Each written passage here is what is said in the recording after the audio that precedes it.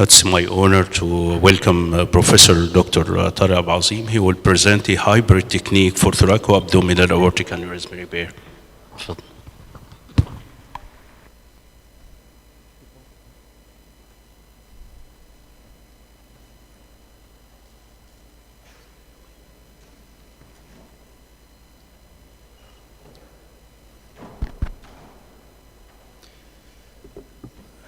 I'd like to thank the organizing committee for the opportunity to participate in this nice symposium.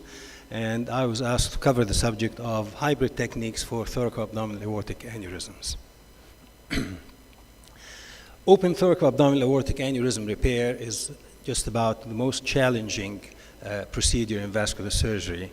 And even with the modern adjuvant measures like CSF drainage and the distal perfusion techniques and so forth, the complication rate still remains on the order of about 30 to 50% and a death rate of about 4 to 20%.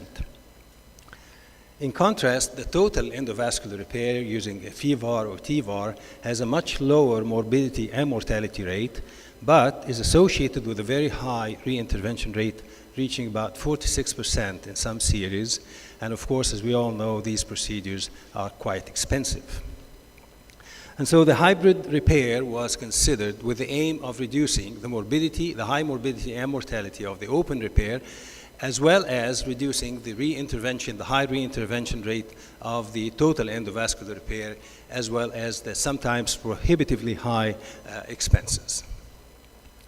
And the earliest forms of hybrid repair was described by Quinones Baldrige from Los Angeles, where they basically did debranching of the visceral segment by using a branched graft from a healthy common iliac artery or a healthy distal aorta to the visceral segments, SMA, celiac, and both renals.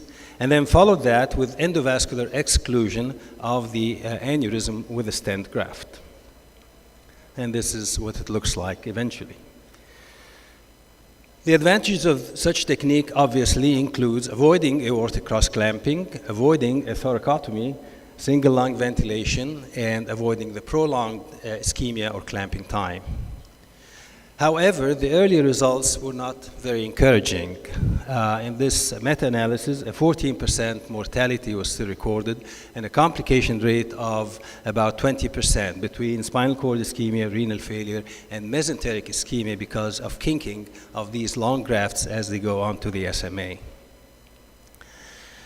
And so newer techniques, newer hybrid techniques were put forward where you do replacement of the visceral segment in the standard open surgical technique and then follow that with a stent graft for the more proximal part of the aneurysm. As shown in this diagram, you can see here this is a Coselli graft with 4 side arms to the SMA, renals, and the celiac. And then once you finish that in place, then the next step is to do a stent graft, which lands inside the inside the Dacron graft that you have just put in openly. And a series of these cases was published by Pasiri et al., where you see here a Dacron graft with several side arms, and then followed that with a stent graft covering the entire extent of the proximal aorta and landing within the Dacron graft that they just sewn on. The obvious advantages of this technique include, of course, shortening of the length of the bypass, so avoiding the kinks and twists that you get with the standard debranching techniques. You ensure a safe distal landing zone because you're landing within the Dacron graft. And this almost totally avoids a type 1B endoleak. And then, of course, you avoid the thoracotomy as well. You can also do the same thing in reverse order, where you stent graft the proximal part of the aneurysm first, and then follow that with visceral segment replacement. And this is a nice paper published on this subject coming from Paris, France, where they did about 14 cases with proximal stent grafting and then open surgical repair.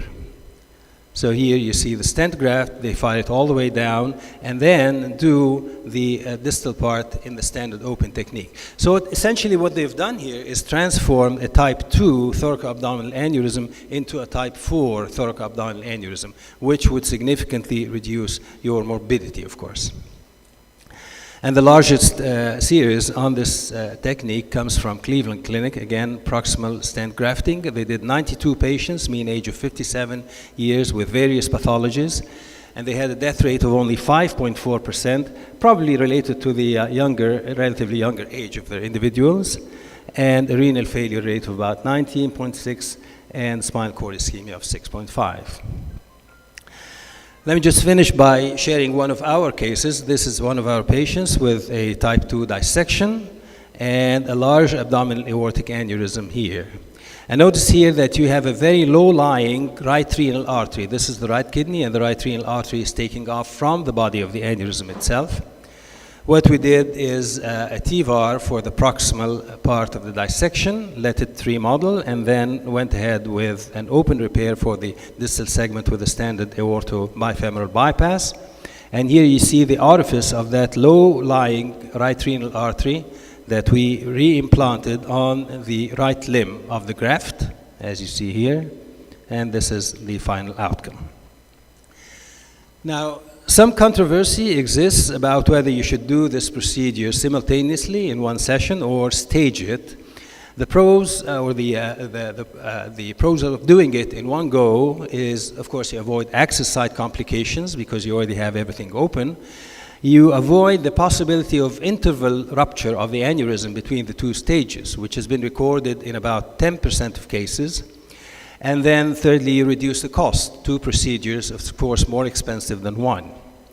On the other hand, the downside of doing it in one session is that you significantly prolong the duration of the operation.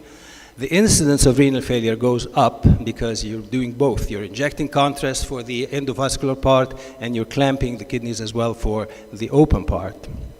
And then, by the same token, you also increase the risk of spinal cord ischemia, as we just heard on the excellent presentation by Dr. Samir, where he pointed out that staging definitely reduces the risk of spinal cord ischemia because you give time for collaterals to develop for the cord. So, which approach for thoracoabdominal aortic aneurysms, totally open, endovascular, or hybrid? It's really hard to compare the three approaches because if you look at the literature, the data is so mixed, it's so heterogeneous.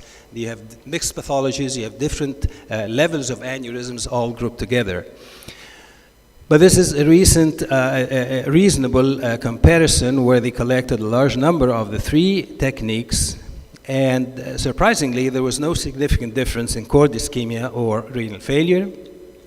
A higher mortality rate was noted with the open repair, not surprisingly, but then the early survival advantage of the hybrid as well as the total endovascular sort of decays as you follow these patients up because of the high rate of reintervention. Just like we see with the standard EVAR. If you follow these patients long enough, you lose that survival advantage that you see initially.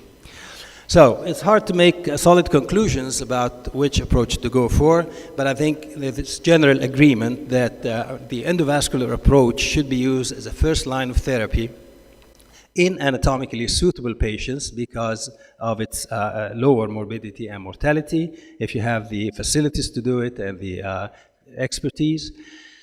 Open surgical repair of thoracoabdominal aneurysms remains the gold standard for fit patients considered not suitable for the endovascular approach. And the hybrid techniques that we described should be in the armamentarium of the vascular surgeon, and they should be used selectively, tailoring each procedure for each individual patient. Thank you very much.